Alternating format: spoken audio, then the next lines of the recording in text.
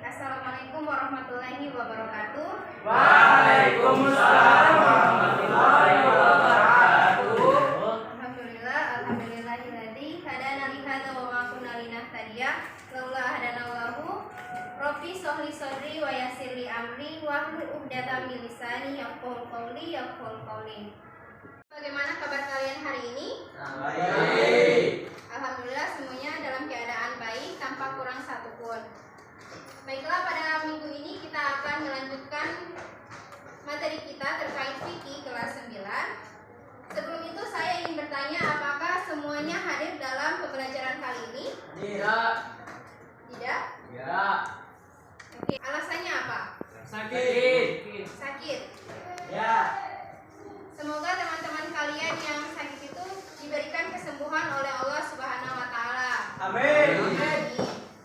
Baiklah, sebelum memulai pembelajaran kita hari ini, ada baiknya kalian terlebih dahulu melihat sekitaran kalian, apakah ada yang mengganggu pembelajaran hari ini. Mohon untuk kiranya disingkirkan terlebih dahulu, dan yang berkaitan dengan pembelajaran hari ini agar kiranya kalian menyiapkannya.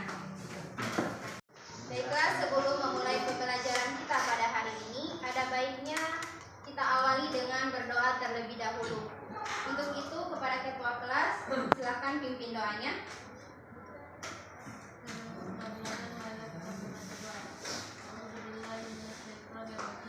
A'udzubillahi minasyaitonirrajim. Bismillahirrahmanirrahim. Raditu billahi rabban wa bil islami dinan wa bi Muhammadin nabiyya wa rasulah. Rabbi zidni ilman warzuqni fahman. Baiklah, terima kasih kepada ketua kelas yang telah memimpin doa. Baik, pada hari ini kita akan melanjutkan materi kita. Sebelumnya, bisa kalian perhatikan pada papan tulis ini, atau lebih tepatnya pada slide ini, ada sebuah gambar. Kira-kira ada yang bisa memberikan pendapatnya terkait gambar yang ada di slide ini? Penyembelihan hewan. Oke, Bayu, apa?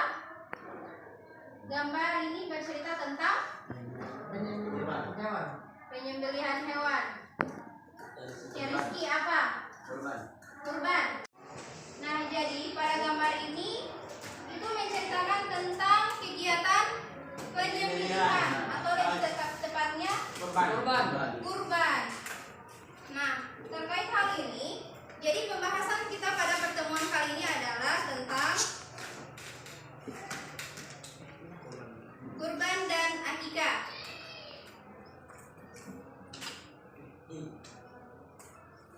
Nah, sebelum masuk pada pembahasan terkait kurban dan akikah ini, ada tujuan pembelajaran yang dimana setelah mempelajari ini, siswa mampu memiliki pemahaman yang luas terkait makna kurban dan akikah. Berikutnya, menghayati hikmah ibadah kurban dan akikah dengan benar, serta membiasakan memiliki sikap tanggung jawab, peduli dan rela berkorban sebagai implementasi dari memahami makna dari kurban dan akikah. Baik, masuk pada pembahasan. Nah, di sini pada pokok materi itu kita membahas dua, itu ada kurban dan akikah. Nah, terkait kurban ini, tentu kalian semua tahu apa itu kurban? Sudah tahu? Nah, kurban itu merupakan salah satu ibadah yang dilaksanakan oleh umat muslim setiap setahun sekali, tepatnya pada bulan tepatnya pada tanggal 10 Zulhijjah. Nah, terkait bagaimana pengertian dari kurban dan akikah, serta bagaimana sejarah-sejarah kurban serta hikmah dari kurban dan akikah itu sendiri, itu akan dibahas pada pertemuan kali ini. Nah, selanjutnya kita masuk pada pembahasan terkait kurban. Baiklah,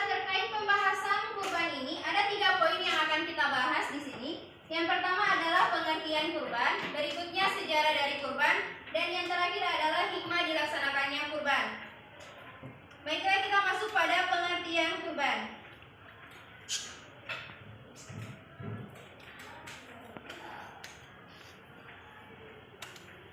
Nah, pada pengertian kurban beserta dalilnya ini saya menyediakan sebuah video yang akan kalian simak. Untuk itu silakan perhatikan video yang ada pada slide ini. Awali dengan pembahasan apa sih pengertian kurban itu? Kurban secara bahasa berasal dari kata korban yang berarti dekat.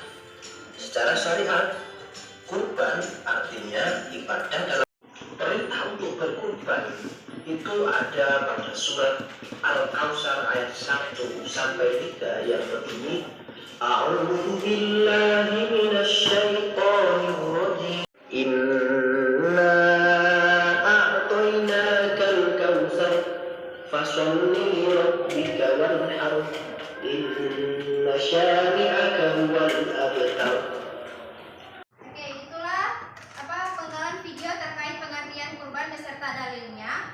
Berikutnya saya ada tambahan terkait pengertian kurban itu sendiri, di mana dalam hukum fikih kurban ini merupakan ibadah uluhiyah, yaitu pelaksanaannya pada waktu duha sekitar pukul 7 sampai pada pukul 11 siang, dimulai seusai sholat Idul Adha. Nah, pelaksanaan kurban ini itu dilaksanakan selama 4 hari berturut-turut, dimulai pada tanggal 10. Dimulai pada tanggal 10 Zulhijjah, yaitu bertepatan dengan Idul Adha, sampai pada 11, 12, dan 13 Zulhijjah, atau bisa disebut dengan hari, ada yang tahu? 11, 12, 13 Zulhijjah itu disebut dengan hari Tasyrik.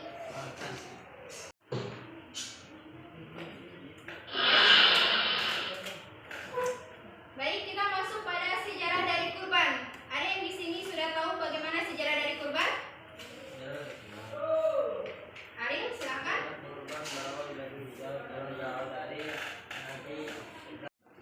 Baik, jadi sejarah dari kurban itu adalah berawal dari mimpi dari Nabi Ibrahim alaihissalam, di mana dalam mimpi itu beliau menyembelih anaknya, yaitu Nabi Ismail alaihissalam yang masih kecil. Nah, mimpi tersebut itu berulang sebanyak 3 kali. Nah, akhirnya Nabi Ibrahim itu merasa bahwa mimpi tersebut merupakan perintah dari Allah Subhanahu wa Ta'ala. Akhirnya diceritakanlah mimpi tersebut kepada anaknya.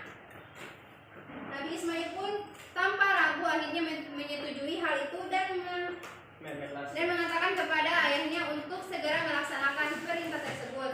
Singkat cerita, akhirnya Nabi Ismail dibawa oleh Nabi Ibrahim ke suatu tempat dan dilakukanlah perintah tersebut.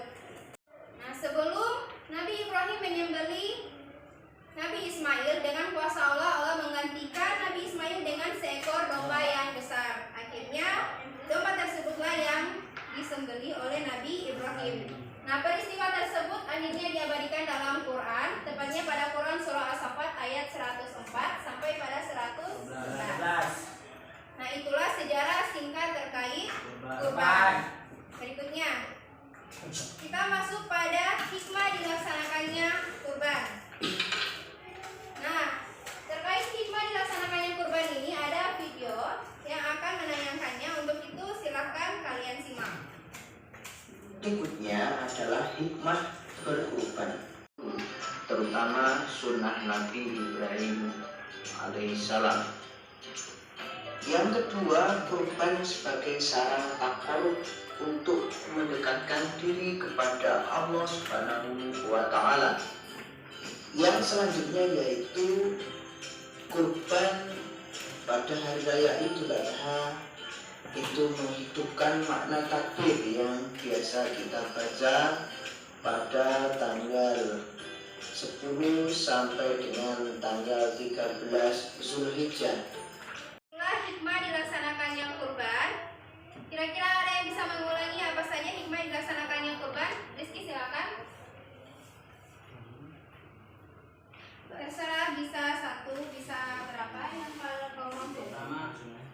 mengajarkan sunnah para nabi-nabi terdahulu seperti Nabi Ibrahim.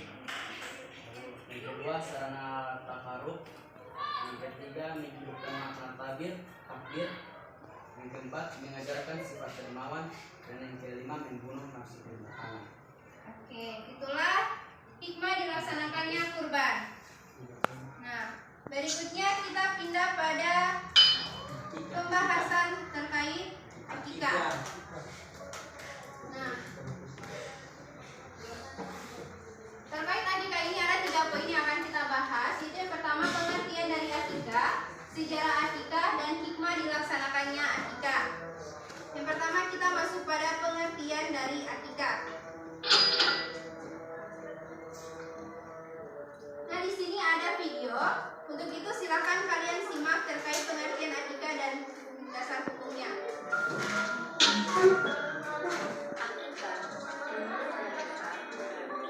Rambut yang tumbuh di kepala anak yang baru lahir atau yang biasa bayi. Sedangkan menurut istilah akikah berarti menyembelih binatang ternak berkenaan dengan kelahiran anak sesuai dengan Oke, itulah pengertian dari akikah dan dasar hukum akikah. Ada yang ingin ditanyakan? Tidak ada? Jadi kita lanjut pada pembahasan berikutnya, yaitu terkait sejarah dari akikah. Oke, siapa yang sini tahu sejarah dari akikah seperti apa? Ada yang tahu? Belum tahu? Nah, jadi sejarah dari akikah itu memang sudah ada sejak zaman dulu atau sebelum Islam masuk pada masyarakat Arab. Nah, dulu masyarakat Arab itu akan menyembelih seekor kambing bagi mereka yang melahirkan anak laki-laki. Nah, setelah menyembelih kambing ataupun domba, kemudian mereka mencukur rambut si bayi. Setelahnya mereka akan mengolesi itu kepala bayinya dengan darah dari hewan yang disembelih tersebut.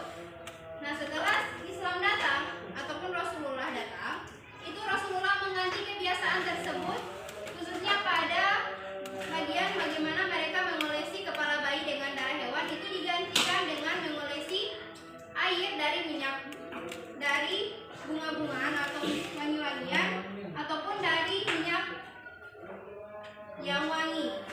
Nah, itulah sejarah singkat dari akikah. Berikutnya kita masuk pada hikmah dilaksanakannya akikah. Nah, di sini ada video. Untuk itu silakan kalian lihat terkait hikmah dilaksanakannya akikah.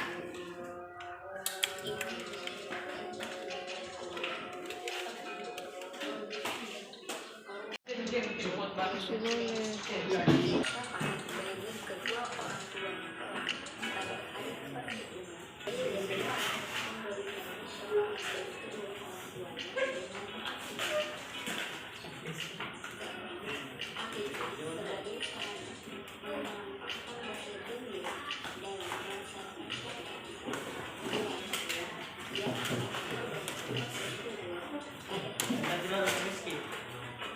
begitu, akikah memperkuat ukhuwah atau persaudaraan di antara masyarakat kedepannya.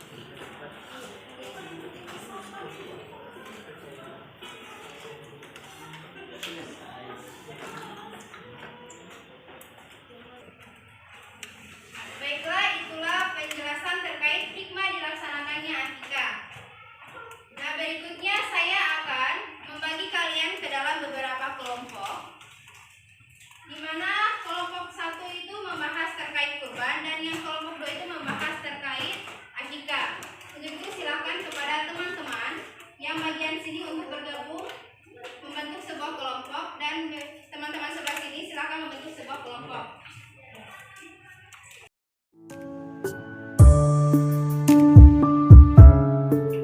Nah, jadi di sini ada gambar dan sebuah soal cerita yang dimana nantinya kalian akan bahas secara bersama-sama. Untuk itu silakan kalian jawab sesuai dengan kerjasama yang kelompoknya masing-masing.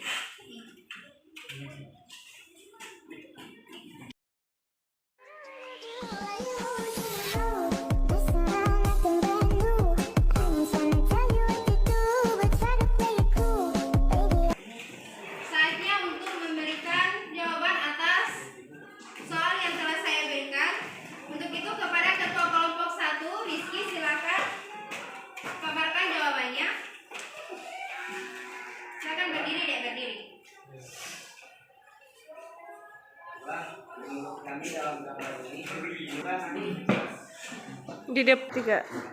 itulah menurut kami dalam gambar ini menunjukkan aktivitas penyembelihan atau lebih tepatnya menunjukkan orang-orang yang sedang melakukan kurban.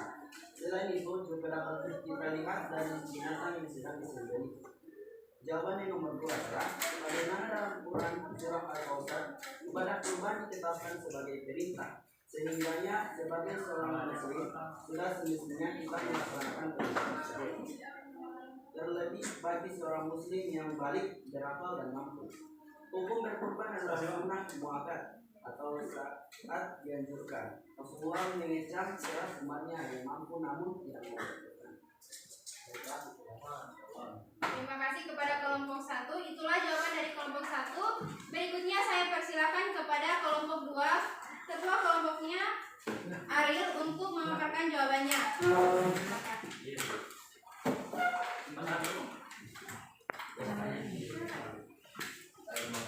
Assalamualaikum warahmatullahi wabarakatuh. Waalaikumsalam. Baik, kami dari kelompok 2 akan memaparkan apa yang kami diskusikan. Menurut pendapat kami, gambar ini menunjukkan orang tua yang hendak melaksanakan akikah untuk anaknya sebagai sebagai tanda rasa syukur kepada Allah atas nikmat yang telah diberikan kepada mereka atas kelahiran anak mereka. Selanjutnya jawaban yang kedua, menurut kami melaksanakan akikah untuk dirinya sendiri ketika dewasa boleh dilakukan karena akikah dilaksanakan kapan mengikuti kemampuan orang tua dalam melaksanakannya. Baik, itulah diskusi kami. Silahkan duduk. Ya, baiklah, terima kasih kepada kedua kelompok yang telah memaparkan jawabannya. Jadi dari soal-soal yang saya berikan, kira-kira ada yang bisa memberikan kesimpulannya? Silakan. Oke, jadi dari jawaban dari kedua kelompok ini ada yang bisa memberikan kesimpulannya? Silakan. Oke, Bayu, silakan. Kurban merupakan ibadah yang sangat dianjurkan untuk setiap muslim. Oke, baiklah, terima kasih kepada Bayu yang sudah memberikan kesimpulannya.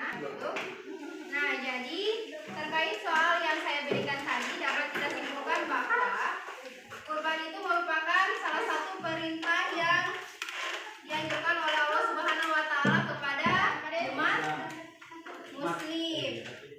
Nah, adapun hukum dari kurban itu sendiri itu sebagaimana terdapat dalam Quran surah Al-Kautsar dan merupakan hal yang sangat dianjurkan oleh Rasulullah SAW, apalagi bagi orang yang mampu.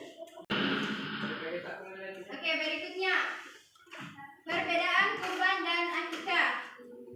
Nah, perbedaan kurban dan akikah itu yang pertama, kurban dilaksanakan semata-mata untuk mendekatkan diri kepada Allah. Adapun akikah itu dilakukan sebagai tanda rasa syukur orang tua atas kelahiran sang anaknya.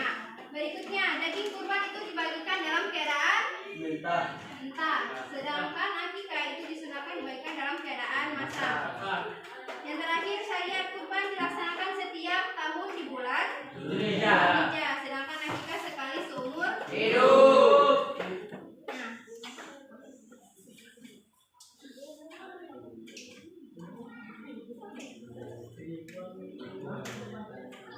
berikutnya kalian saya berikan 2 soal, di mana dalam 2 soal ini saya ambil sebagai nilai kalian secara individu. Untuk itu silakan kalian lihat soal ini dan silakan jawab. Nanti saya akan ambil secara individu.